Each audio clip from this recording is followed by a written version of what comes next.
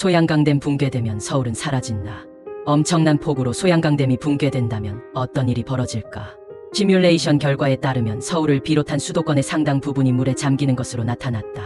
소양강댐을 중심으로 강원 춘천시 주변 100km 지역에 즈음 4시간 동안 632mm 이상의 폭우가 쏟아지는 상황을 상정하고 있다.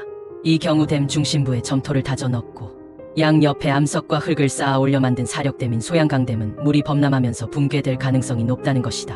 소양강댐이 붕괴되면 여기서 쏟아져 나오는 물은 5시간이 채 되지 않아 서울에 도착한다.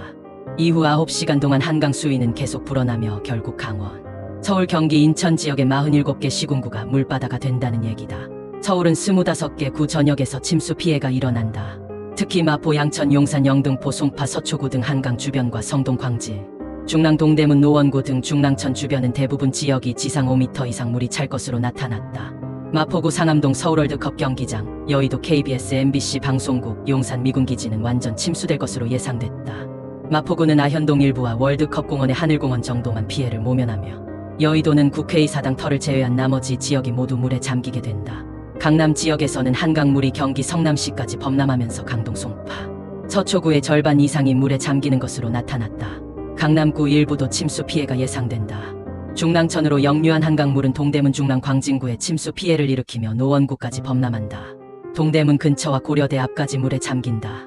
그러나 산이나 고지대가 많은 종로 중 서대문, 강북, 도봉, 은평구는 상대적으로 피해가 덜해 청와대, 정부중앙청, 경찰청을 비롯한 정부기관 등은 큰 피해를 보지 않을 것으로 추정됐다. 한편 서울에서 물이 빠지는 데는 43시간 정도가 걸릴 것으로 예상됐다. 춘천시는 한림대가 있는 봉이산 일대를 제외한 전역이 댐 붕괴 후 3시간 안에 침수되는 것으로 나타났다.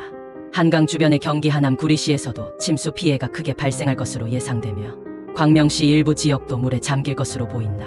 또 춘천에서 팔당까지 내려온 물은 팔당호에서 일부가 남한강으로 역류해 경기 광주시, 양평군, 여주군과 이천시에서도 침수 피해를 일으킬 것으로 예측됐다. 한강 하류의 고양시는 자유로와 일산, 호수공원 일대, 행주산성 주변을 제외한 덕양구 전 지역이 물에 잠길 것으로 예상된다. 경기 김포시의 경우 거의 전 지역이 물에 잠길 것으로 보이며 인천도 대부분 지역이 침수 피해를 보는 것으로 나타났다.